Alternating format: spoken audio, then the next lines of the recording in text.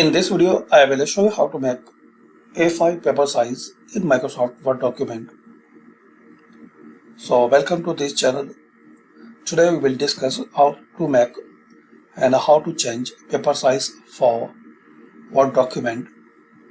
So just in 2 steps you can change. Firstly, click on layout, then size, and here select A5 5.83 multiply 8.27. So select here A5. That's it.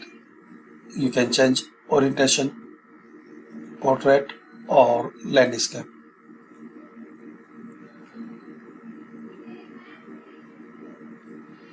So thanks for watching. Comment this video useful for you or not.